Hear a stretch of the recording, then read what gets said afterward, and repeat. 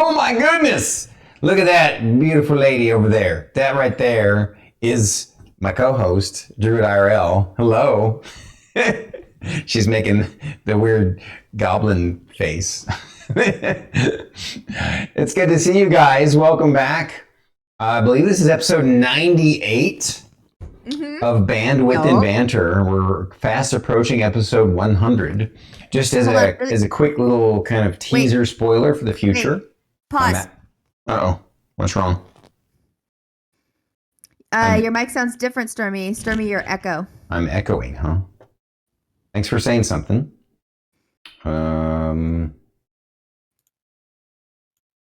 Say something, Stormy. Something. Can you hear it? Does it sound like there's two sources again or something? Or. It does sound like there's two sources. Okay.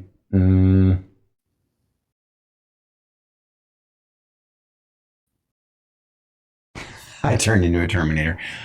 All right, what's going on here?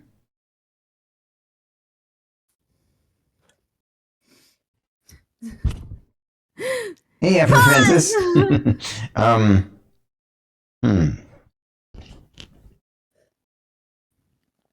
Damn. I apologize for the technical hiccup. We will get it fixed. Does Druid sound like she's echoey too? Say something, Druid. Am I echoey? Hello, hello. Nope, just you, Stormy. Okay, I'm going to try just turning this off and back on again and seeing if that fixes it.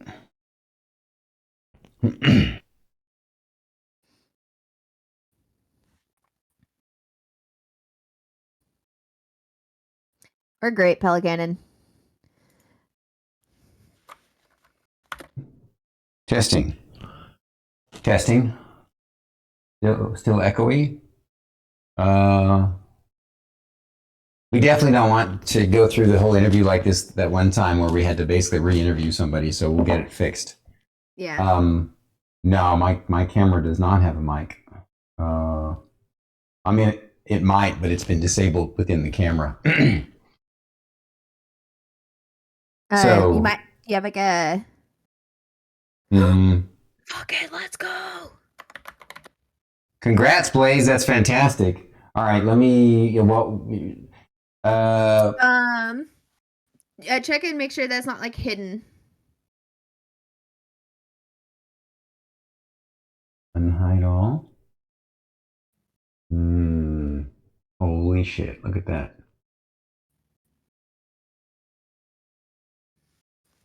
Can I delete it? Or mute it? I know I can mute it. I just want to get rid of it so this doesn't happen again. It's exactly. All right, did that fix it, guys? Testing, testing, testing. 1, 2, 3, testing. Fixed. Okay, perfect. Yep. All right. Well, so we'll start this over again. And then I'll just edit it all together. Yeah. We are back again for episode 98 of Bandwidth and Banter. That right there is my wonderful co-host, Druid IRL. Everyone share the love with her. Thank you so much for being amazing. And so just wonderful, taking care of the community. Speaking of 98, scenario 98, we're coming up on episode 100. So I want you guys to know it's going to be a special episode where Druid and I are going to interview each other with the returning questions. So it'll be a little bit longer, probably. I don't see how it could not be. Heck, it might be a lot longer. It might be, more than 2 hours. We'll see. But I just want you guys to know, you get to really know us a little bit better. And it's going to be very special to share ourselves with you. In the meantime, we get to share all these amazing folks with you that we love so much. Last week, we had on the incredible and wonderful Lord Alexander. And man, what a treat. He's so funny and knowledgeable about stuff. I'm looking forward to seeing him rise and do great things. Speaking of doing great things, my God, the guy we have on today is the most epic Minecraft crafter I have ever seen. and just an incredible human being too. None other than the wonderful WhiteSeerGaming, right, Druid? She's also excited. She hit her mic. So I punched. you punched it. It's okay. Punched it. Yeah, she punched it. So tell us, there's also something special about him coming on. What was it, Druid? We get a face reveal, guys. Yeah. You guys don't, we already seen his face. We had to set it up, but face reveal, guys. Yeah. You guys are going to be happy and excited. He's a lot sexier and younger than I thought he would be. Here we go. Popping in here for our next interview is WhiteSeerGaming. Yay! Welcome into Bandwidth and Banter. Please reintroduce right? yourself and share something about your stream. Just make sure everyone can hear me, okay? Yes, we hear you great. Good. Okay, yeah, cool. I'm the WhiteSeer, obviously, from WhiteSeerGaming. And I play games, good and bad, and I like to share my OCD for inventory management. And I kind of feel like the Starfield right now. Like, Stormy's just bigged me up real big time. And, yeah. No, We'll see. Younger than I look. I look younger than I am. I don't think so. handsome devil. Speak of the devil. No. Welcome to my face. Welcome to his face. To my face. Well said. Welcome to my face. All righty. Well, excited. Let's jump right to it. What do you think, Druid? All right, let's jump in. WhiteSeer, please share a boring fact about yourself. Oh God, there are so many. It's really hard to pick one. I like collecting rocks. Quite a lot of people find that boring. Oh, you like collecting rocks? Yeah. I have so many rocks. Yeah, I don't collect a lot because I don't find many good ones. I'm quite particular. But yeah, like collecting rocks. I have a go at everything as well. That's like I'm kind of jack of all trades. That's Nice. which is kind of mediocrity at its best, right? Mm-hmm. I think it's better to be jack of all trades personally, but who am I? I mean, I think that's why a lot of us play the Elder Scrolls games, because you can play a character that's pretty much does everything. Yeah. Especially Skyrim. It was funny you say that, actually. I used to have such a problem with multi-classing characters. Like, I'd never stick to one thing. So that kind of shows what I'm like. Interesting. Right on. All right. So, WhiteSeer, share with us, how did you pick your Twitch name? What was the inspiration? Okay, so a long time ago when I was at university, I ran the D&D club. And I brought back an old character of mine that I'd made in 2nd edition. The 2nd edition book of psionicists, wisdom-based psionics character, was known as a seer. When I was at university, I then bought out a load of NPCs, and I thought I'd feature this character in a group of seers, and I just gave them coloured names based on colleges of magic from Warhammer, and like, you know, you rip off everything, right? So, so it was the WhiteSeer, and my old email address was getting bogged down with junk and all that kind of stuff, and I just thought, you know what, I'm going to change my name to this, and it kind of stuck. And one of my friends drew the artwork for my channel, and I thought, this is what my guy's going to look like. And yeah, the WhiteSeer was kind of born. That is beautiful. I love that. Long story short. Right on. No, I mean, that was perfect. That was perfect. Oh, I love that. WhiteSeer. Oh God, why am I worried about this question now? No, I'm just excited. Listen, that's gonna be my. Listen, I'm so sorry. I'm just so excited to be here. Don't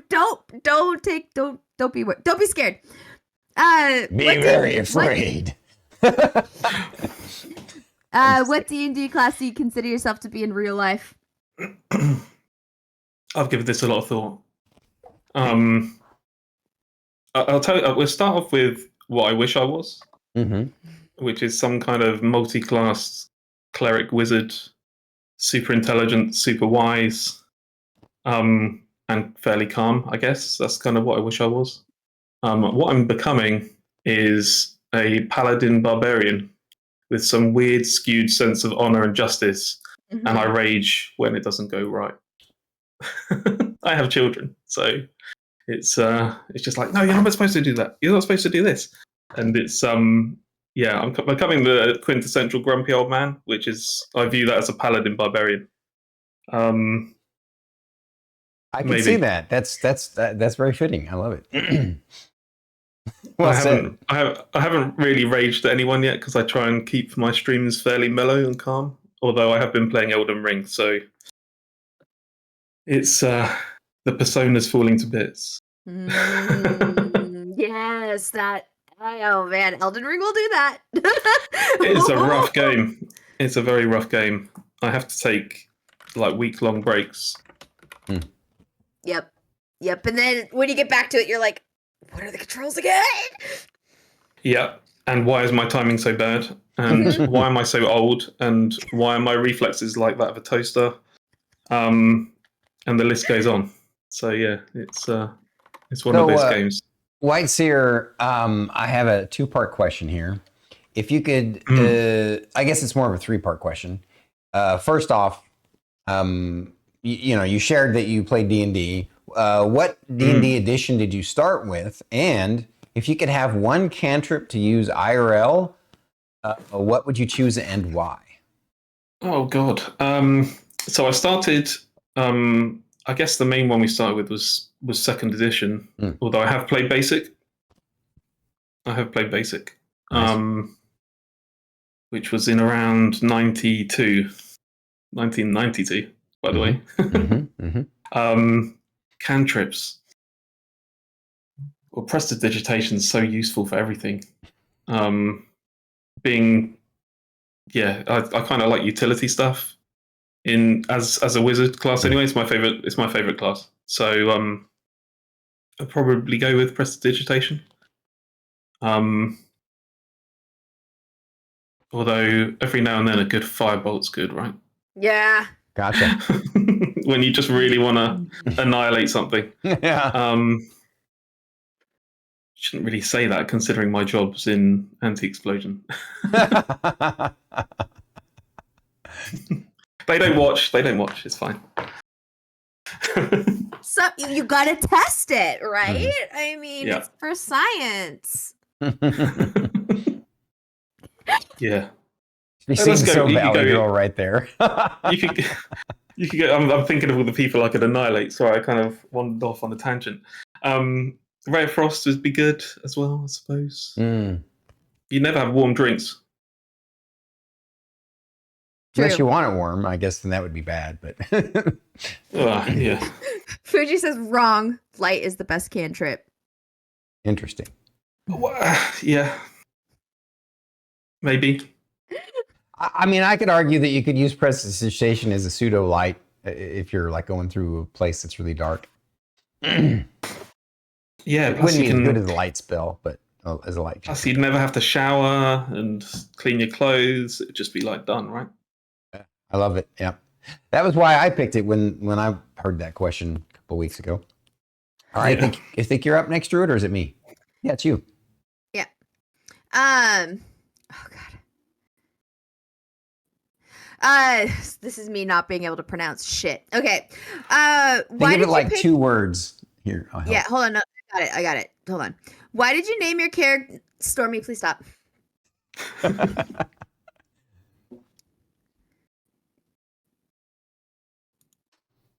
I got this. Okay. Why did you name your character Muff Titsky in your new PG3 playthrough? Okay, so I created a Wood Elf monk, and I chose the super swole guy as the thing, right? So Mia looked over on the screen and went, "Your guy looks buff," but rather than saying buff, she said muff. So I chose that, and somebody else in the chat just said Muff Titsky, and I was like, fine. It's done. It's sold. There we go. Also, when we do face Cazador, I can say that he's Muffy the Vampire Slayer. I'm waiting for like episode 50 or whenever it is. Oh my god. I love that. It's definitely worth it, I think. It's going to be good. Oh, that is so beautiful. I love those kind of things so Gotta much. think ahead. You're made for this. Okay. We got to think ahead. Absolutely. So, Muff Titsky, what is your perspective? That's going to be my name now whenever I enter, isn't it? Muff's in the house. Muffy, you are the Muffin Man. What is your perspective on inventory sorting and hoarding in games? Oh, God. Okay, right. So, like, ask me for anything in my office and I know where it is, okay? It's like a key feature. I can tell my children to go and get something for me from anywhere in the house as long as I put it there because that's where I put it. Okay? Quite simple. Quite simple. And it's the same in video games, right? I mean, how often have you gone into a box and gone, where did I stuff that stack of whatever? And it just started annoying me to the point where I'm like, right, everything needs to be kind of put away. It needs to go where it needs to go. And yeah, I'm probably a little bit special, but that's fine. I think Okay. you and BT would get along well. He does the same thing while we play BG3. It just needs to be tidy. Listen. It just Fair needs enough. to be tidy. My perspective is like, just put it where you want it to go, and then you'll never have to find it. That's good. That's good advice. It's good perspective. I do the same thing with my wallet and keys when I come home. Yeah, mine are over there. Right. Mine are always in the same spot. Most of the time. The most commonly asked question in my house by my significant other is, have you seen my keys, phone, purse, hat, shoes, leg, whatever? Leg. Have you seen my leg? It's where you left it. Where'd you leave it? Did you leave it in a different place the last time? So yeah. I'm not okay. You would die a slow and painful death if you and I ever actually did play BG3 together. Do you know what? I don't really have any say in the matter. Characters are locked and I can't get into the inventories. I've tried. I'm letting Mia just carry on and do what she wants to do with her character. All of my stuff's like neatly arranged in bags. You know, bag of scrolls, bag of potions. Yep. That's what Fate was for. I just sent all of my junk to him and he sorted it. He did all the shopping. He did all the stuff. I'm like, I'm going to go play music in this crowd. Yeah. Oh my goodness. Yeah. Who asked that? Was it Fuji? Because he's notorious for having a messy inventory. No. No. I'm calling him out. Nope, that was Mia. She's doing what she wants. It's fine. It's fine. I'm calm. I'm fine with it. I'm fine. Grumpy face in chat. All right, WhiteSeer, what drew you to Twitch? Okay, so I've been doing YouTube for longer than Twitch. And I tried streaming on YouTube and didn't really get on with it. And I thought, you know what, I might as well go and stream on Twitch.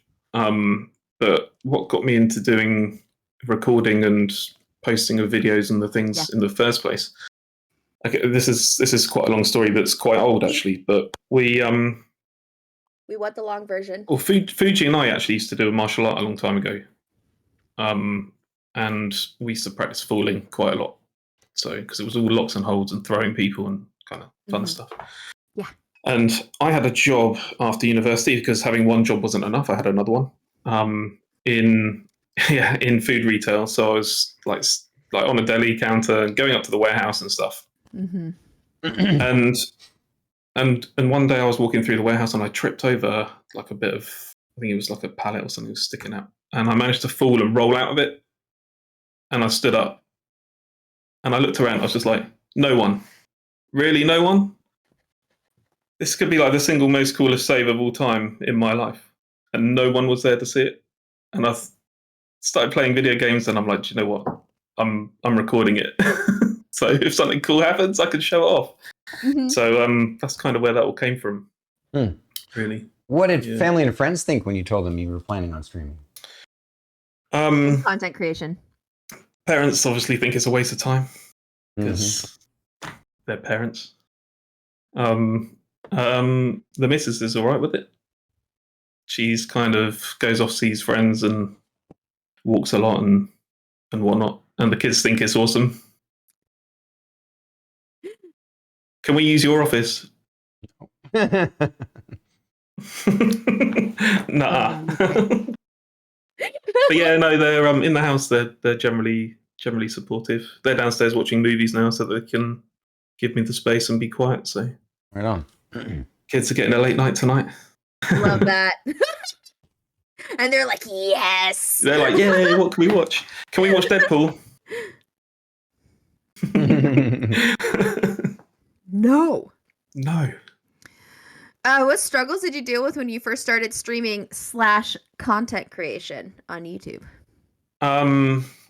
The slowness, because it's Let's Plays, and obviously they're not everyone's cup of tea. Like, it's been done to death, so a lot of people didn't come to my channel. I think everyone's been there, and it's kind of like you get 10 subscribers, and you're like, oh my god, like wow, and then suddenly nothing. That's quite tough, especially for people that don't deal with the rejection, I guess, so well. That's quite a tough one. Yeah. I mean, my first ever Twitch comment was somebody came into my channel and just wrote "dick cheese." The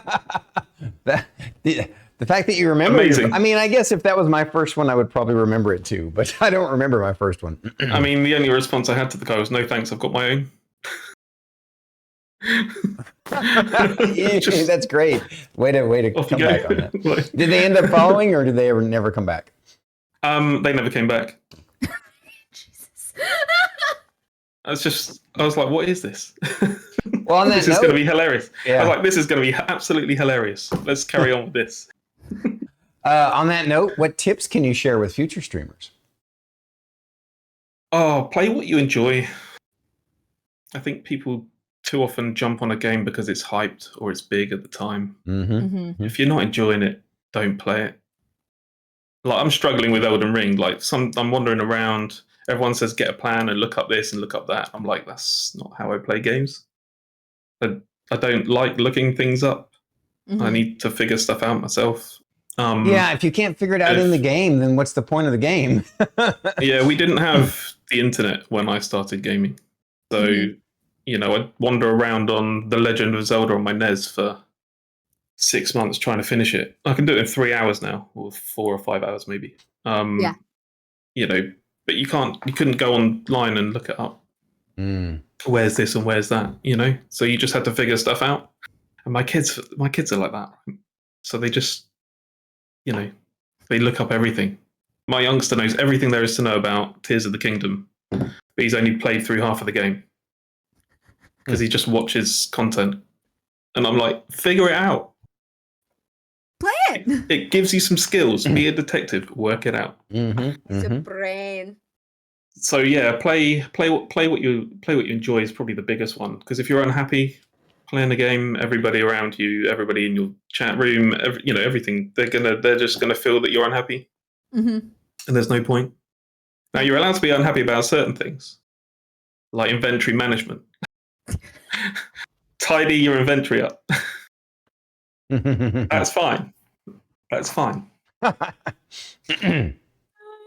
Or why is my guy walked off over there? I didn't do that. Or maybe I did. I'm just old. That's fine. You can be angry about little things, but if you're not having fun overall, don't bother. There's no point. So be happy. You don't have to show your face if you don't want to. That's another thing. I've done it for a couple of years and got to feel it without doing that. Just decided to take the leap now. Just we're do happy. you. Thank you again. Just do you. Yay! Random off-topic question. Sorry, Stormy. All right, do you plan on continuing the face cam, for streams and stuff? Yeah, I'm an advocate for. I've spent money on it, so it's getting used now. Yeah. Are you gonna do it just for streaming, or are you gonna start including your face when you do your YouTube content? Just streaming. Just streaming. Right on. Yeah, not YouTube. Although my VODs that I do post over on YouTube will have my face on it, obviously. Yeah. Right. Makes sense. Yeah. Good times. Interesting times. It's beautiful.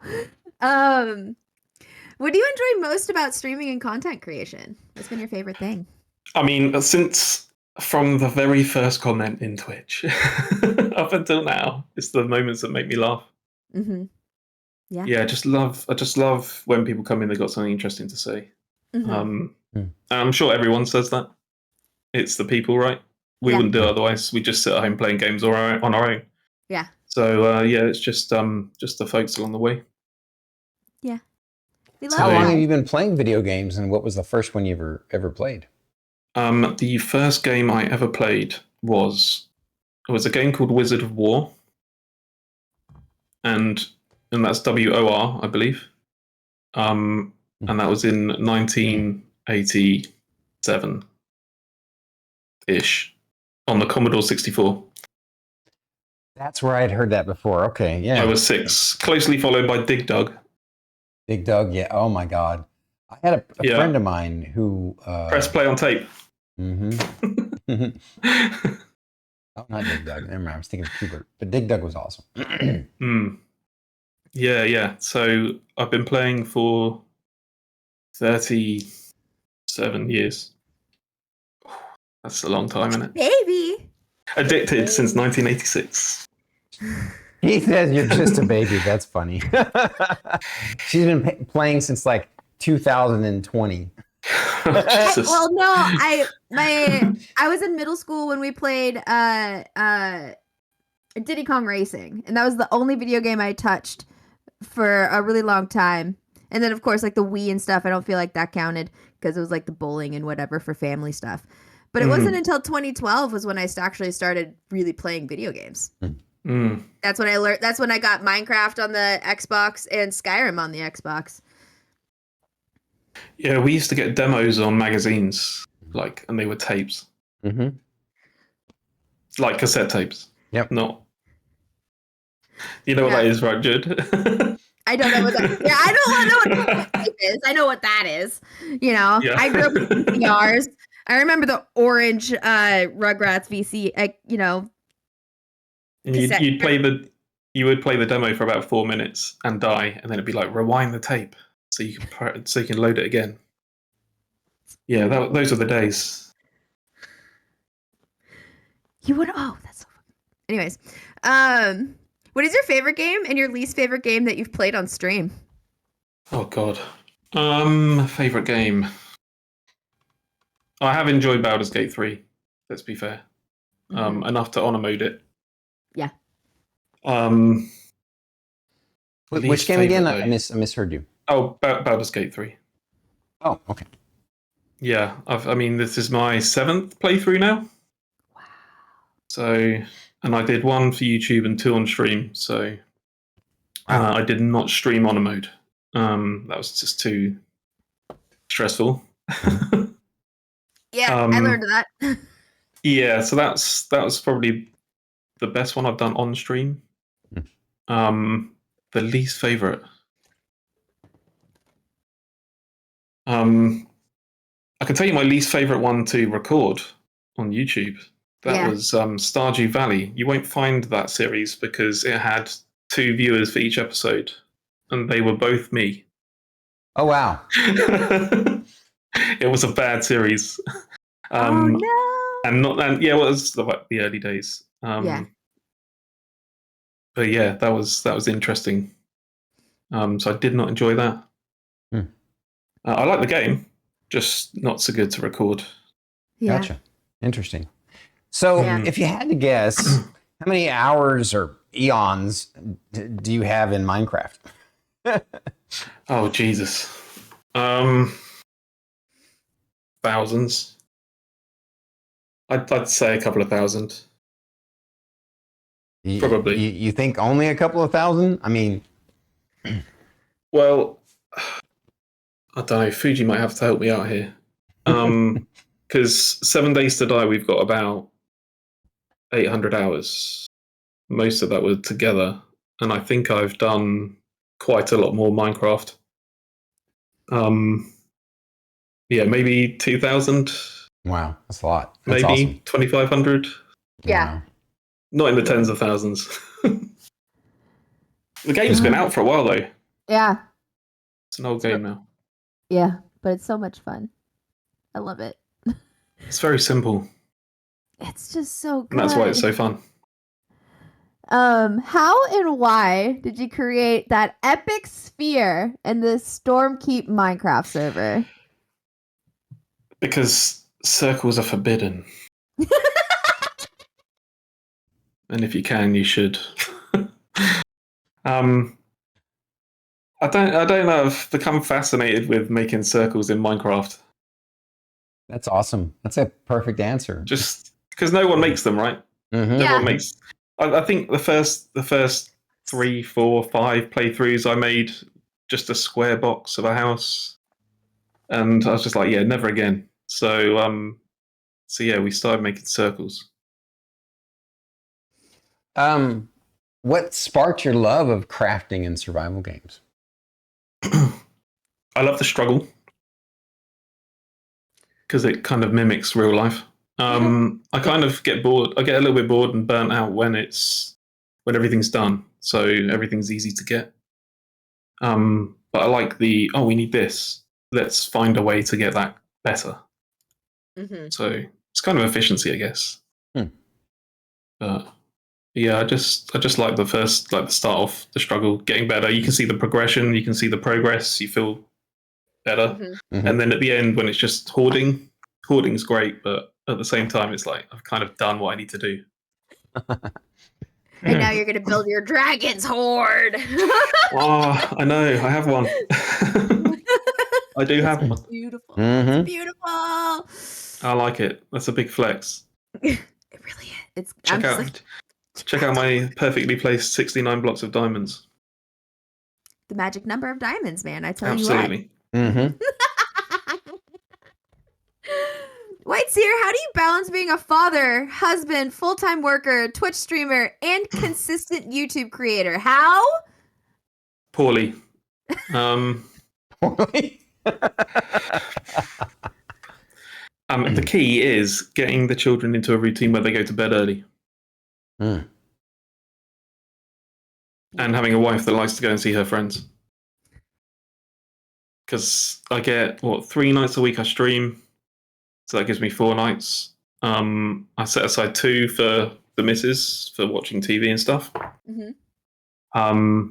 So that gives me, 2 nights for recording.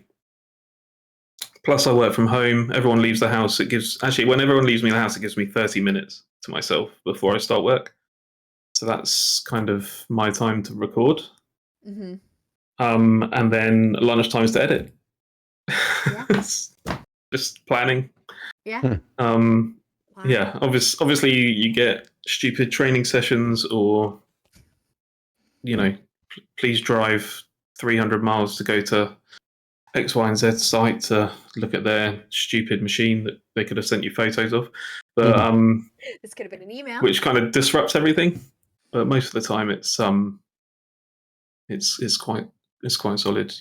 Nice. Got quite a good routine in the house. Yeah. And the kids on a Saturday afternoon, if I can convince them to tidy up in the morning and do all the chores and everything else, they just like, Dad, can we play games? And I'm like, yes, you can. And I come up here and I record. So we're all playing games right now. Let's go. Yeah. Because I get outperformed by my 9-year-old and my 11-year-old in Fortnite, so I'm not invited anymore. Wow. Don't make sad the times, huh? Sounds like me. I would never. Sad times. It's too fast paced for me. I couldn't do it. I need the pause button. This is what I. So, WhiteSeer, should I worry if I come to visit you and you start making me lamb chops for dinner? Oh, Mia. The lamb chops. Actually, I'm a very good cook, and lamb's my favorite. But Mia is referencing Nightingale. Mm. And my guy had the big chops hairstyle, right? So I think it was, we didn't have much because we just started. And I think if you click on a bed and just say sleep, it doesn't matter if somebody else is in the bed. So obviously Fuji clicked on my bed and slept in it whilst I was in there. And then there was this whole walk of shame thing with the lamb chops and everything else. So he jumped in my bed. I'm saying he jumped in my bed. It wasn't the other way around. He jumped in my bed. It wasn't me. So you guys snuggle. That's all I'm saying. That's all I'm saying about it. That's so cute. WhiteSeer, what is the weirdest sleeping dream? Okay, really quick. Actually, before I ask this question fully, really quick, guys. We're coming up to the last 3 of the main questions that we have curated and crafted. While we're asking these last 3 questions, if you could just go hit these links and hit subscribe and follow and give money to hit those buttons and do those things so we can keep WhiteSeer happy and keep him around forever and ever and ever. So do that, and we're going to finish up these last 3 main questions. Thanks. WhiteSeer, what is the weirdest sleeping dream you've ever had that you're willing to share on the internet? Oh God. Do you know what? It's funny. I dream all the time, but I rarely remember them. Mm-hmm. I mean, I remember one as a kid, which was reoccurring, being trapped in a level crossing. You know where the barriers come down for trains? I don't know what you call it. Yeah. Yep. Yeah, like it's like a roadway or a pathway, and then the tracks cross, and then the barriers come down to stop pedestrians walking across. Mm-hmm. I've had dreams of being stuck in one of those, and it's not just one; it's a particular one. Oh no! Yeah, Pool High Street. Look it up. Oh no! Yeah, so that was one. That was quite weird, but no, everyone has the hero dream, right? Like, where they're rescuing someone and they're all amazed with themselves. But the weirdest one was one that I'd had a network of tunnels dug under the town that I grew up in, and there were just gemstones hanging from the walls, and I could collect them up and do whatever I wanted with them. Amazing. Dragon sword from an early age. See, nice. Pretty cool. Recently, I don't really think I can remember. I rarely remember adult dreams. It's just stupid, reoccurring childhood ones. I get that. Trust me. But very weird. Yeah, WhiteSeer, if you could be any superhero from a comic book, which one would you be and why? Oh, this is difficult. It's basically which superpower do I want? Yeah. Probably Doctor Strange. That's a nice choice because you like wizards. It makes perfect sense. He's the ultimate wizard. Yes. Yep. You can fly. You can basically teleport. It's just make some portals, right? They do. Yeah, you have a whole hall packed with magical items. That too. That is definitely right up your alley. And 3 homes. Right. I have a feeling I know the answer to this question, WhiteSeer. This is the last and this most important one. This is one of those things where we ask you one or the other. You pick one, the other one disappears for the rest of forever. Oh no. From reality. From reality. T is my answer. T. That's not it. It's not tea or coffee. We got a tougher one for you. No. Cottage pie or shepherd's pie? Oh God. So just the thing, not the ingredients. The entirety of the whole of the thing. So yes. So it'd be cottage pie as a whole, shepherd's pie as a whole. The ingredients would be fine. Okay, so I can still have like bolognese. Yeah. With the beef. Okay, that's fine. Let's get rid of cottage pie. I'm keeping the lamb. We figured that would be your answer. Yeah, from our digging in our stuff. Get some red wine in there. All right. For those, I do want to say though, for those of us Americans that don't know what that means, like what's a cottage pie? A cottage pie is what Americans know as a shepherd's pie. Shepherd's pie is actually made with lamb. Which makes sense, right? Yep, which makes That sense. makes sense. Cottage Shepherd's pie. pie. Yeah. Cottage You don't pie. see, Cottage pie is made with beef. Right. don't see a lot of shepherds herding And those all- cows around. Yeah. In the U.S., all the shepherd's pies use beef, so they're technically cottage pies. Correct. So there you go. For those of you that are, unaware, you are aware now. We're learning. We're learning. It's all good. We're learning. So everyone go check the links that she shared. Go share all your biddies and subs and follows for this amazing man. We got to help lift him up on Twitch and keep him here forever and ever. And YouTube. Really quick though, I will say he has some great YouTube content out there, you guys. I have been going through his RimWorld content. And it's just fantastic. I highly recommend if you guys just need a super chill. It's also, I have talked about this before. I am an avid, we like to listen to things to fall asleep. WhiteSeer has such a beautiful voice. And it's, one of these days, we're going to fall asleep to WhiteSeer's voice. It's so just chill and calm. And that day is just going to be a weird day for WhiteSeer, I feel like. It's already a little bit weird, and actually it's quite a large topic of conversation in our house. It's whether that's a good thing or not. Yeah, I know! I make people fall asleep. But you have such a chill voice. I'm just like, yay. Because back in the day when I had trouble falling asleep, I used to just ask the missus about her day. You know? All right, I'm going to ask some of these questions that we got extra that didn't quite make the list. I want to start asking them first, and we'll intermix questions from chat into them as well. You already kind of answered one of them, which is which edition of D&D, and I'm guessing that you've pretty much tried every edition at least a little bit. Yeah, well, let's not talk about number 4, but yep, we've done most of them. Well said. Also done Shadowrun, Middle Earth roleplay. That's nice. Back in the 90s as well, Middle Earth roleplay. Right on. I'm a big fan of Shadowrun myself. Yeah. I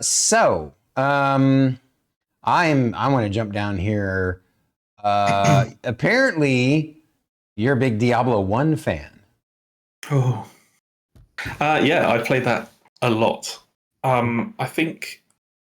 No, I probably don't have Minecraft-style hours. But that was the only game I played when it came out for maybe 6 months. Wow. Lovely. After school every day. We even played the demo, which was, a CD strapped to the front of a PC Gamer or whatever it was back in the day. Yeah. But yeah, I reran Hell's Armory over and over and over and over again with my fighter character who was level 98, I think, in the end. Mm-hmm. Which was just ridiculous. Yeah, I played it a lot. Right on. I love Diablo 1. I personally think it's my favorite of all the Diablos still. And would love to play with you sometime. It's if it's even a thing to be able to play over the internet. Because I just play over dial-up, but I've tried to play it again. There were a couple of emulators that weren't so good. Unfortunately. Yeah, the resolution wasn't great because obviously it's made for worse PCs. For sure. But yeah, if we can find something, that'd be cool. Cool. All right. Druid, what's your next question? I will say we have Diablo 4 to thank for really just the foundation work. That's really when the Stormkeep concept started really taking off. So shout out to Diablo in general. I'll ask the BT question. BT in the chat asked, "Can we play Save the World, WhiteSeer?" I don't know what that means. I think he means when can we play Save the World, WhiteSeer? I still don't know what that means, but yeah, I don't know what that means either. Is that a game? Thank you for the sub. If it is, yes. It sounds like an inventory management game. Probably. That sounds great. He doesn't mean teach people proper English. 2 plus and sign equals. All right. Nice. And then I still messed it up. Mm-hmm. Oh my goodness. Here's a fun question. Tell me, who's your favorite character in the Shining Force? Ooh, me? I like Slade. Slade's cool, especially when he goes ninja. So, can you just for folks who don't know, can you share what the Shining Force is? Yes, I think so. It's an RPG from I think 1992-ish, maybe the second one. And you basically have a team of people, and you can select X amount of people to kind of be in your force. And you wander around like an overland map, and every now and then it will like pull you into a fight, almost like Final Fantasy.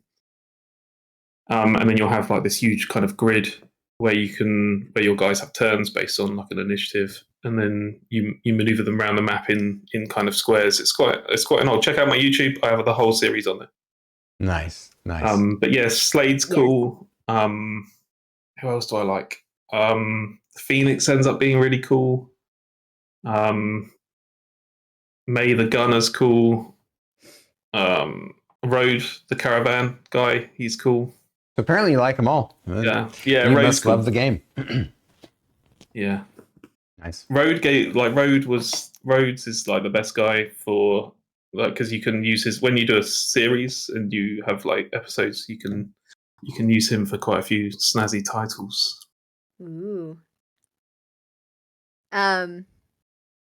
Pelicanon asks, from all the D&D campaigns you have done, all editions, what is your favorite character, and what was your most favorite campaign?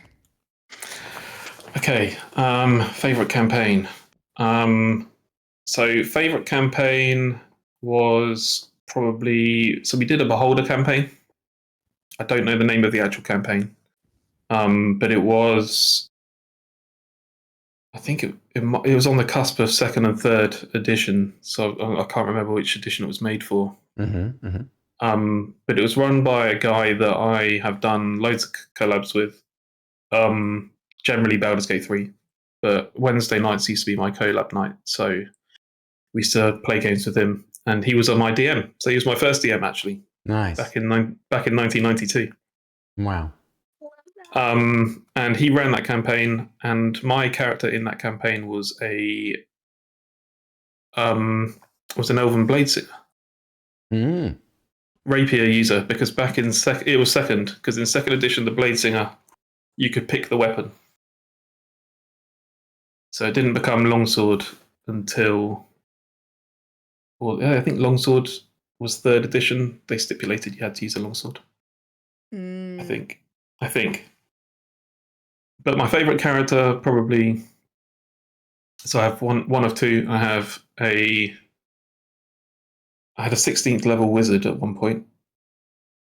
It was my first kind of major character, I guess. And it was just the three of us actually playing at that time. And so we had a fighter, we had a rogue, and we had a wizard. Actually, I think they called it thief back in the day rather than rogue. But yes, they did. Yeah. Yeah, so and you had wonky XP as well. So obviously, being a wizard, it was 2,500 XP for second level, and only 1,300 for the rogue at first level to go to second. Crazy. But yeah, I had a 16th level wizard called Tokar, Wizard of the West. Stole the name from a book called The Last of the Renshai. Right on. That's cool. Thank you. I love that. Yeah. I like wizards. So, how good are you with the bow IRL? Not as good as I should be because I don't practice. It's in the cabin. I don't practice with it, but good enough to win holiday tournaments when you're on a holiday camp with other people that have never done it. Right on. So, I take it you're a big fan. Other than you don't do it as much anymore because of life and kids and stuff. Yeah. So apart from horse riding and jousting, I've done most of what you'd call the British martial arts. That's true. They are.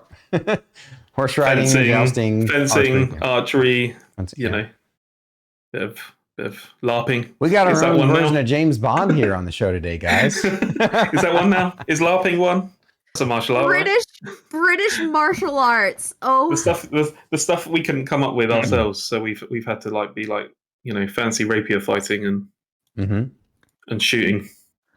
I'm from an area of the UK that it's still law, even though obviously it's not upheld.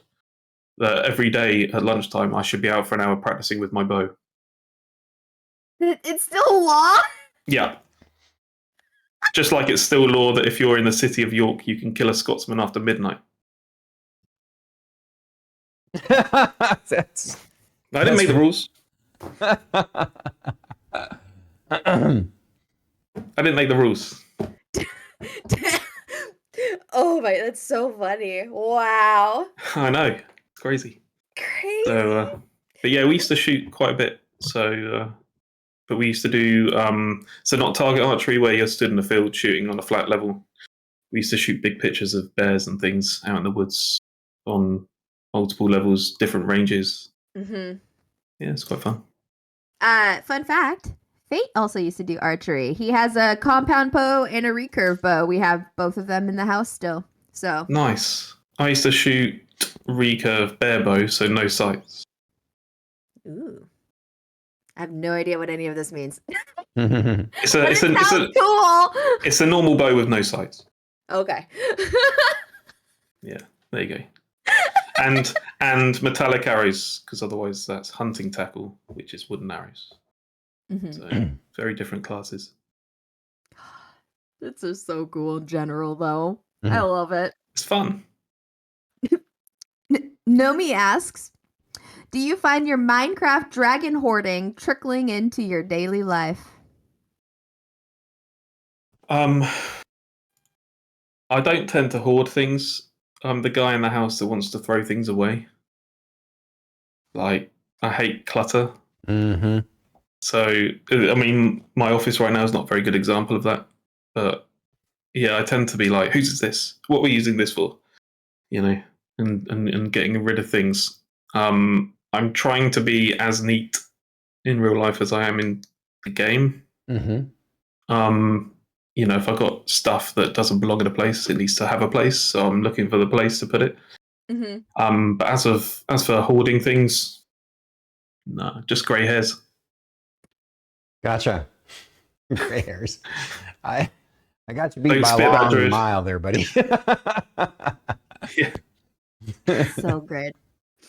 That is so good. All right, WhiteSeer, can you tell us about Fresh Meat and his friends and frenemies?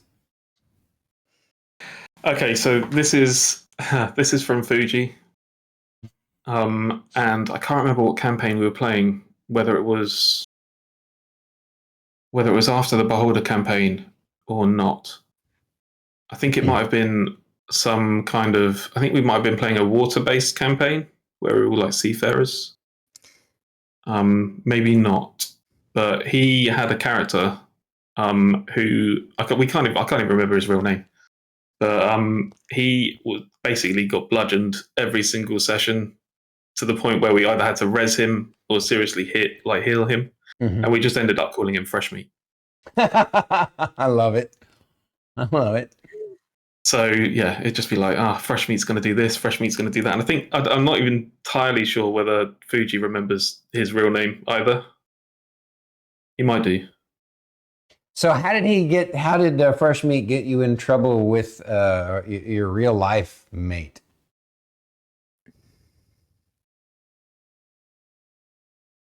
I don't remember. I don't remember. I need a memory jog. He said, So he says, amongst other characters, he has had a fairly powerful human mage cleric named Talon. Oh, that's a different character. Okay, so I mixed up. That was my wizard cleric of magic. Not the half orc bull rider. Yeah. The half orc bull rider. How did he get you in trouble in real life? Oh wow. Yeah, so we had a couple of half orc bull riders, again, second edition, because you could choose I can't remember what the class was, but it was a class where you could basically choose your mounts. Almost like a cavalier, but not. And we had some half orc bull riders, and funnily enough, it was my first DM who was playing a druid. and I can't remember what that person, what his character was doing, but it was we were role playing, right? We're annoyed, angry half-orcs, right? Yeah. This druid was doing something stupid, so I think I slapped her, and then like a big inter-party fight broke out. So we rode her down, and that was that. Right? It was chaotic early days of second edition where we were just like, yeah, let's see what we can do, push the boundaries of this and that and the other. In real life, I got hit several times. It's just what it is. You win some, you lose some. We're still friends. Fuji says puffball spell, I think, caused confusion. Oh, that must have been what it was. I think maybe he'd cast that on one of us, and the other one took offense. And we were all playing, right? So don't do that to my mate. Yeah, how dare? Yeah, time for you to die. We're like first level. It's a complete shit show. Can you share a little bit about your experience working in the veterinary laboratory agency that you feel like you can share and talk about if you want to? Yeah, sure. I left uni and needed a job, and there's this place called the VLA, and they were looking for somebody with science background to basically go in and work in the lab. So I applied and got it, went there, and then they were basically teaching us how to do culturing of like samples from deceased animals, mainly farming and agriculture, some exotic from the local zoo. And I quickly moved out of that into bacteriology. So I was a bacteriologist for about 4.5 years, which was quite interesting. I was told that it would take years and years to learn, and I was teaching people within 6 months. So I think the science background that they were after was maybe like what you would call high school, but I have college. I have a college degree in biochem. Yeah. Nice. So I learned that very quick, and I was teaching other people within 6 months. But I could do it by smell half the time. Wow. So I could tell you what the bacteria were by the way they smell. That's wild and gross. Yeah, it's I can still like, you know when you get moldy bread, and I don't recommend anyone sniffs that, by the way, because it's got sporulating hyphae, but it has a particular smell in the air. You can smell it. And I think so. We had a tiger in from the zoo that had croaked it, and they wanted to make sure that it wasn't going to kill the rest of them. Yeah. And this tiger was lying outside the post-mortem room, and I was like, that smells like Salmonella typhimurium. And I typed it in the lab 5 days later, and I've got to leave. I can smell it in the animal. I've got to go. So I basically found another job. Wow. That's insane. Wow. Yeah, I don't blame you. Yeah. I would have done the same. How long did you do it? 4.5 years. It didn't pay very well. That's why I had to work elsewhere as well. Wow. That's wild. But okay. It's funny how some of the worst jobs pay shitty too. It's like, why do people do this? Yeah. Especially with student loans and all that kind of stuff. I mean, it's not on par with the US education, like loans and things, obviously. But it was a lot of money. It was about 20 grand, I think, for my degree. Wow. That's still so much money. That's so cheap compared to the US, though. Jeez. I know. Oh my God. Yeah. Man. But biochemists and microbiologists in this country are a dime a dozen. Wild. Wow. So, by chance, WhiteSeer, do you know what the capital of Paraguay is? Oh, no. Okay. Oh, Paraguay. Why? No. Do you know what? I learned these a little while ago, and they've all kind of blended together. It's going to be something crazy. Like, okay. I just had to throw that in there. Tegucigalpa or something. I don't know what it is. It's all right. It's all right. All right. All right. So that's kind of a 3B throwaway for fun. At one time, I knew 130 something of the 196 country capital cities. Holy crap! So I probably could. I was thinking I could name something in Europe, but I'd be willing to bet money it would not stump you. And so if you'd asked me about 3 or 4 months ago, I would have known it. Wow, you've lost it now. I know what it's like. All right, since that was not much room in there anymore. Let's ask you a better one. Oh wow. Yeah, I think you said earlier that you played Zelda and stuff. Tell us how much of a Zelda you are without saying that you're a Zelda.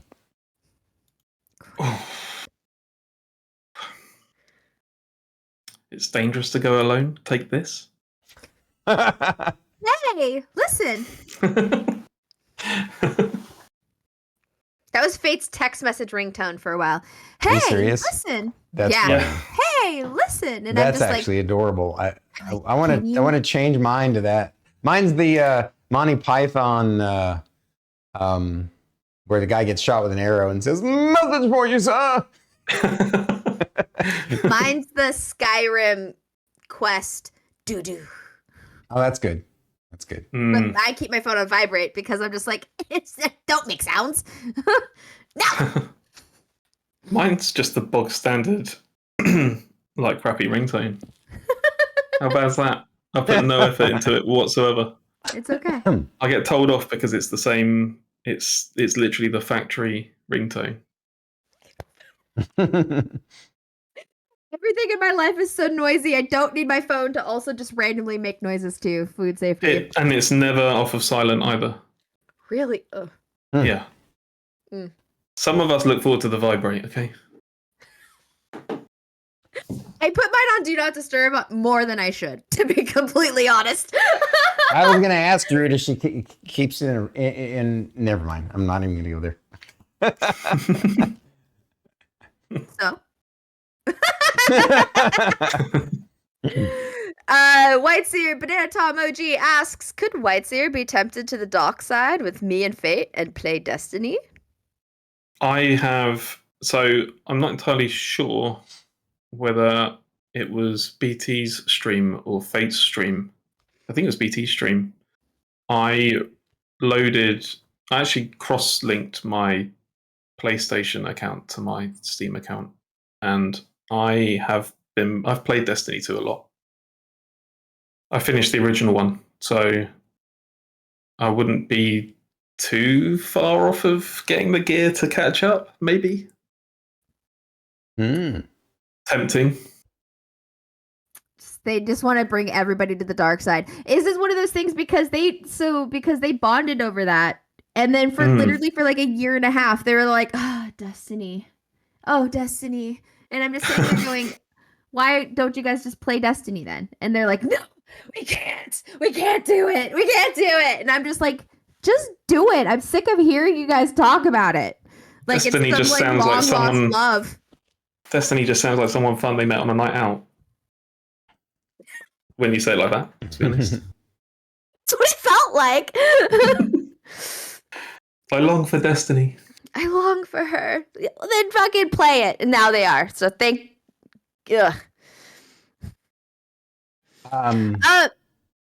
Go ahead. Was it mine or yours? Oh, go for it. Okay. Oh,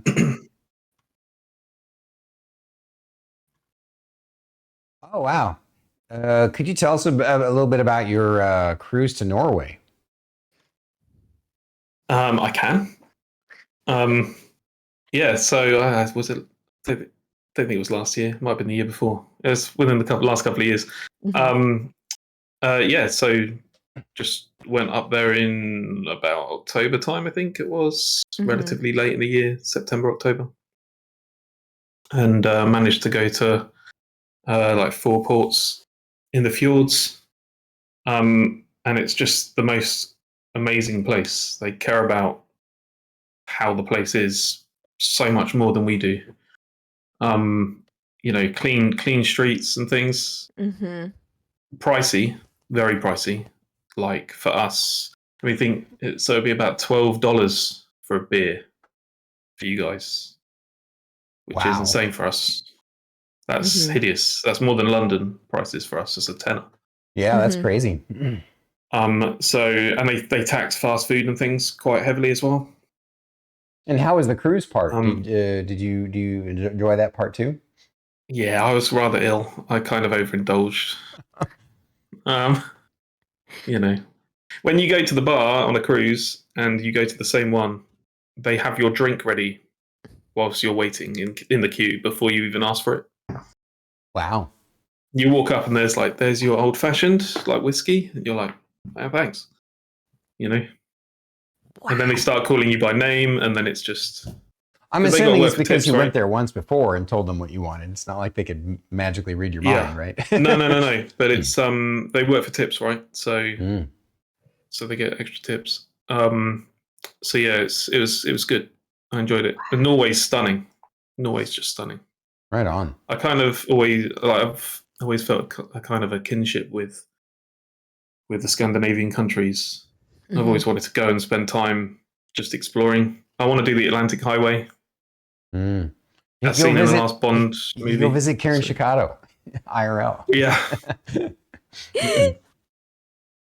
Father Time himself. And Hildebrand, he's in Sweden. Yep, and Hildebrand. Yeah, that's right. Duh.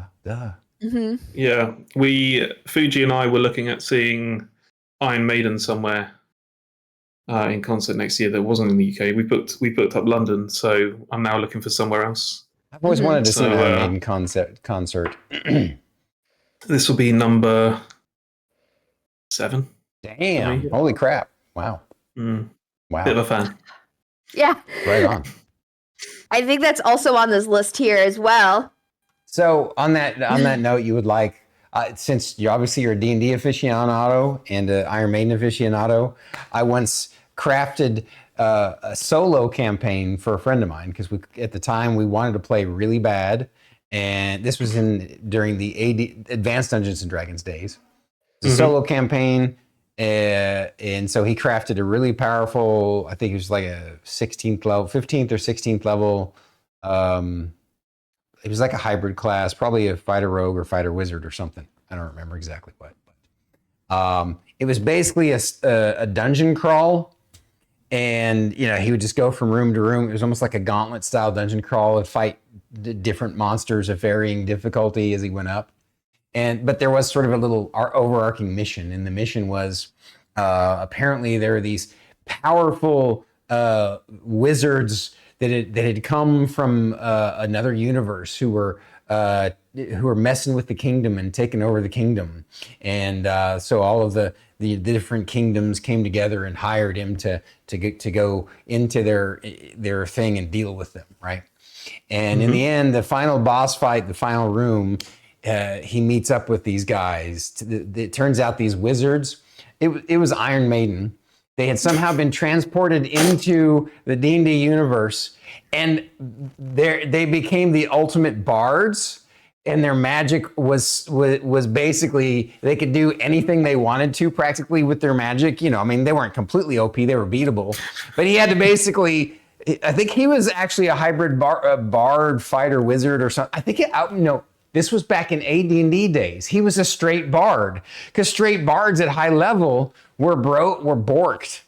They were super powerful at high level. And I think he was like 18th. I don't know. Anyway, he was way up there. And so they had a playoff. They just played off. Devil went down to Georgia. And exactly that kind of concept. And he was able to, in the end, he yeeted them back to the real universe. And they actually were grateful in the long run. We have spent many hours working out if we can electrify a loot in D&D. Wow. That would be amazing. How can we do that? Shocking grasp? It would work temporarily. If you could imbue a sword to have electricity damage, there's no reason why you couldn't imbue a lute to have some sort of electrical, conduit within it, right? But then you need to figure out a way that it has like a remote magical connection to a speaker, Because otherwise, it's just electric. It's not actually doing anything special, right? You really want it to be amplified. Yeah, And, but couldn't an artificer do something like that? For too? sure. Like, An artificer could create some sort of magical speaker. Yeah. As a DM, I'd just allow sending stones, to be fair. That's pretty clever, too. Yeah. Yeah, just chuck them in. Everyone can have them on like one on each ear. That's so beautiful.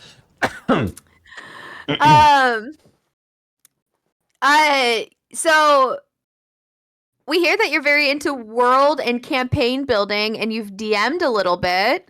What? Can you share a little bit about like the world that you have campaign built? Something. How do I word this question? Please can you share a little bit about one of the campaign worlds that's your favorite that you crafted? Well, I created one that never got played actually, and it was for a city campaign. I'm laughing at her, by the way. So yeah, relax, Druid. It's fine. I understood what you meant. We got there eventually. It's all that matters. So yeah, I built a world that was based. It was a city campaign that we're going to play. Nice. And like basically outside of the 7 main cities, the world was basically taken back over by wilderness. Like completely destroyed small towns. Everyone had basically fled to these cities. The cities were basically all built on top of each other. You had like the old, almost kind of like Victorian alleyways built underneath old aqueducts where the poor people lived. In a huge area called the Runoff, which is where the characters were going to start. You know, with moonshiners and all that kind of stuff, just like the lower grade stuff. And then all the hoity-toity up above, living above the stink. But there was something weird about these cities. So they were shielded from the outside under sort of domes of magic, and the spires in all the cities were named after spires, like Silver Spire and things like that. There were the clerisy basically lived inside these spires, and they were actually taking the acolytes, the chosen acolytes of the day or year or decade or whatever, and using them and using their life force to form these shields. And there's going to be a huge conspiracy thing, people traveling between the cities through the wilderness, obviously the dangerous areas, and things like that. But it never got played, so. Oh, that's too bad. It's a shame. That so sounds I really so wanted cool. to play it. I mean, it still could be. So, still could be. I'm ruined the end. Inspiring. Yeah, it's awesome. Oh, no. Who said that? Who said Inspire at Dankletus. We'll have words. Would you ever like want to stream D&D, or is that something that you like to keep more private, like, or like off of your channel, like when it comes to your content creation? I mean, I'm set up to play now, so we have camera. So I do miss it. I don't play it a lot now, and I do miss it. So. And we have invited him to join the special D&D 3-shot series that we're going to be doing next year. So we're looking forward to that. It might not be until like February or March before he can join, because we got a queue so far, but we'll figure it out. I can't wait. Yeah, I think it would be awesome to have him and Mia together in the same campaign. Maybe. Maybe it could also be with both Druid and Star Kitty, as an option, because I know that's a thing. Yeah. So we'll figure it out. Thorn in amongst the roses. The what? I shall be the thorn amongst the roses. Well said. No, I do like coming up with character backstories as well. So kind of my thing. Hence the weapon of the week on Minecraft. I love it so much, by the way. I have to fight collecting all of them. You have no idea, where I'm just like, must collect, must have all books, must collect all things WhiteSeer makes. Because I'm an avid collector. I love collecting all of the things. I believe Pelikanen has the first one. Speaking of collecting all the things, can you tell us what your favorite game that you 100%ed all the trophies and achievements on? First or favorite, whatever's easier. Let me think. When did I start platinum chasing on the PlayStation? I can't remember. There's been so many. I 100% completed Final Fantasy X. That was a pretty good one. Wow. That's a hard one to pull off. Including Nemesis and all the Dark Aeons. And I replaced every single sphere on the sphere grid to the maximum. That took a while. Dang. But having honor mode done in Baldur's Gate. I'm entering smug mode now. Oh yeah.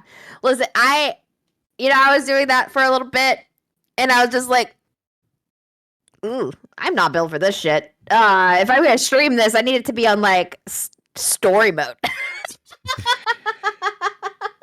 Yeah, I've gone into a couple of people's streams where they're doing honor mode, and fair enough, you play the game how you like, but they're using mods and they've unlocked, like, they're running around with the whole party, like everyone, all the characters. Oh, like 7 of them or 8 of them. Oh, that's going to unbalance almost all the encounters. That's I was just like, mode. You can't claim to do honor mode. That's not honor mode. Yeah. But yeah. Oh, yeah, where it's like the bigger party thing or whatever. Yeah. And now I think it would be fun to just play regularly with a giant freaking party. Of course, again, it unbalances all the encounters and makes it too easy. But I can see why someone would want to play with all the characters. That would be kind of fun. As a mod, as a single kind of playthrough thing. But I'm with you 100%. Like, that's not honor mode. Honor mode is like, you play it vanilla and you play it through hardcore. Yeah, I do like level 20 run. Yeah. I do like watching people play Baldur's Gate 3. It's interesting seeing how other people deal with different things. And that's the great thing about Twitch, right? So yeah. I really enjoyed Mia's playthrough as well. On the note of Baldur's Gate 3, like, I'm pretty sure you and I have been playing that style of RPG for a long time. Can you name a couple of standouts from the past? Like I can name, really old Dragon Wars was really fun. Of course, a little bit different, but the true, top-down perspective, isometric RPG running around the world. Then you get into a fight and it's turn-based. Some of the standouts for me were like Realms of Arcania. Any of the Gold Box SSI Advanced Dungeons and Dragons games, like Curse of the Azure Bonds and all of the, Champions of Kryn and all those. How about you? Well, Azure Bonds, funnily enough, was the first Forgotten Realms book I ever read. Which one? Azure Bonds. Oh, right on. Yeah, and I actually had the campaign adventure for it as well. So really enjoyed that story. Because that's with the Lizard Man, isn't it? The Sauriel. It's been so long since I played that. I played all of the Gold Box SSI or D&D games back then. So yeah. Can you think of a game like Baldur's Gate 3 or those from the past? Well, Icewind Dale was awesome. Icewind Dale was good. Yeah, I forgot about that. Yeah, I enjoyed that. Yeah.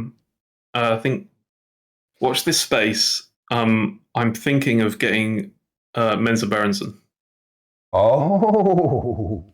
And playing it again because I think that was one of the first actual D&D games I played.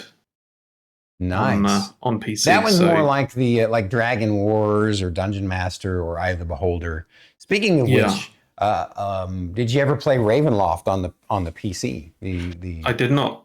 Well, if you enjoyed Menzo Branson actually came from the developer, came after Ravenloft, and it uses the same engine that they used. That whole first-person perspective, grid-based movement, right? And the pseudo turn-based, but really more kind of click real-time combat. Yeah, right.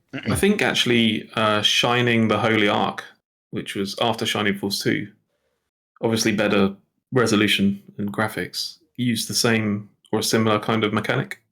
Right on. And that was quite fun. Nice. Although not specifically D&D. Right, obviously not. I mean, that's fine. To me, it's an RPG, whether it's a D&D, if it's a good RPG. Like, Divinity Original Sin 1 and 2 were fantastic games. So, yeah. I never played the first one, like the second one. Second one was good. So it's interesting. Starkey and I played both of those through together, and we both liked the first one better than the second one. I know most people like the second one better, but I feel like for us anyway, the story and the characters were more interesting and engaging in the first one than they were in the second one. But the mechanics in the second one, they really perfected what they started in the first one. And all of the combat and mechanics in the US 2 were better. Nice. I'll give it a look. All right. Well, one last question for you then. What's the next game you plan on playing on your stream that you're not currently playing that we can look forward to with your new beautiful sexy face to go along with it? Hot tub streams. No, I'm not doing that. Not doing that. It's too cold. Hot tub streams with you and BT. It's far too cold. Or at least that's my excuse. I'll be honest with you. I'm kind of game-wise. We've just started. We've just done the second episode of Baldur's Gate 3. Mm-hmm. So we're in for quite a long time. That's Mia Mal 10 plays and me on a Wednesday at the moment. So that's going to take us some time. Sure. I really should stop being a wuss and play Elden Ring and finish that.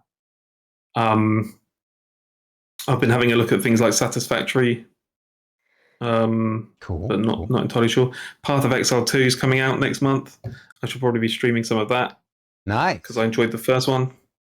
Or as they call it, Pants of Exile, because there's still no trouser slot. Really? There's still no trouser slot? Still no trouser slot, apparently. That's weird. So, What? armor's just armor. You can't mix and match. Dang. So yeah, probably PoE 2. That's a great next one. one. That's a great one. So looking forward to getting stuck in. Awesome. Sorry, well, Drew's Nomi. still thinking about Exiled Pants. Yeah. No, Nomi is like, my question is for Stormy. Why haven't you lured Whiteseer into a tentacle of death yet? Oh, man, we haven't played that game in forever, Nomi. Yeah. I'm worried. She's talking about Lethal Company. Lethal Company, right. It's an experience. It's an experience. Okay. Like it's actually game. like when you're in it, it's fun and funny and hilarious and you'll have a good time. But it's one of those things where like, if you just indulge in too much chocolate, you'll make yourself sick. And you don't want to do it that often. And she's referring to the fact that, everybody who plays it has to go through the ritual. But I think they ruined it. And so I don't mind spoiling it for you.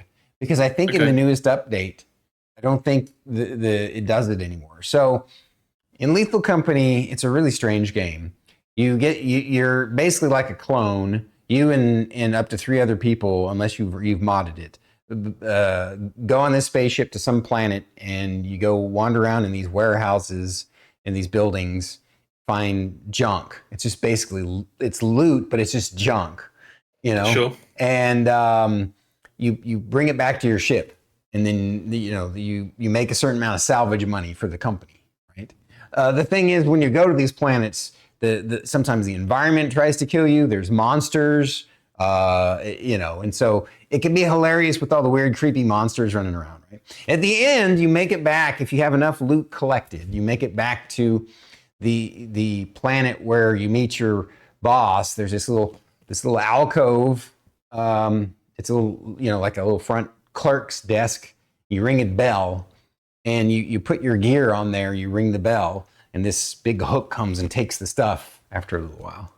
But there's this thing that happens if you ding the bell too many times, then this tentacle comes out screaming and yelling, roaring at you, and it grabs you and pulls you in and eats you, and you're dead.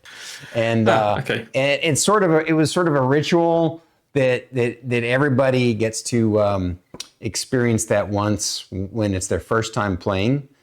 so they get what's the phrase when I'm looking for when you an initiation. It's your initiation. Yeah, it's like a hazing ritual. Hazing ritual. Yeah, I was the one who gave Nomi her initiation by saying, "Hey, quick, Nomi, go ring the bell a bunch of times. Trust me, it'll be okay." I can't believe I was about to say I'm looking forward to getting tentacled on stream. It's a really crazy, kooky game. Very funny. But you're right, Nomi. We should do that sometime. Introduce WhiteSeer into that. Sounds fun. All right. I'll be in chat. Since we're about to wrap up, please share any other thing about your stream and yourself that you want to share with the folks. Well, first of all, when are you streaming next? I'm streaming next on Monday. Monday next week. Mondays, Wednesdays, and Fridays at roughly when we started this evening is my normal go time. Gotcha. So, for about 3 hours. Wednesdays, obviously, Baldur's Gate 3 with Mia. Mondays, whatever I feel like on the day. It's meant to be Elden Ring, but it won't be if I've had a rough one. It's Monday. Yeah. So, WhiteSeer, thank you. Yeah. It's been an honor. Thank you that you came on the show, and it's an honor that you honored us with the face reveal. That means a lot. Thank you, and I love your background that Mia made. Everyone, Mia made this. Mia made this. Big shout out. It's awesome. Literally, I asked Mia for some help to do some camera stuff, and I woke up and it was like, "Here's all your stuff." So, thank you. Mm-hmm. And also. Mia helped with the emotes for my channel as well, and the bit tiered little icon things, and just general advice on how to not look like an arse. Right on. So, awesome. So thanks, Mia. Thank you, Mia. And also, if it wasn't for Mia, we would have never met WhiteSeer. So shout out to Mia for many reasons. Indeed, 100% agreed. Okay. Thank you for coming on. We'll see you later, bud. Catch you later. Bye, everyone. Bye, WhiteSeer. Oh, wow. I love listening to his English accent. I know almost all Americans say that, and of course, the English they're like, it's just the real English accent. I know that one. Yep. But he's amazing, and everyone go check him out. We love WhiteSeerGaming, and we're honored to have him as part of the Streamers of Stormkeep, and one of the most prolific builders on our Minecraft server. So go check out his stuff. Next week is very special as well. We have the return of Epsilons. So and that'll actually be our 12th of our Dirty Dozen. That's what we call them as a joke. Our Dirty Dozen, the 12 special folks that we had come back for return interviews. And that'll be the last one for this year. And so he gets to be the 99th. And then again, the following week after that will be our 100th. Very cool. Very cool. Yeah. Anything else that you want to add or share, Druid? I love you guys. Right on. Same here. Okay, let's do this. Thanks for coming to the show. Please drop a like, subscribe, and comment down below. If you're listening to the podcast, please rate and review the episode. We're Bandwidth and Banter. Thank you. And good night. Bye-bye. Goodbye.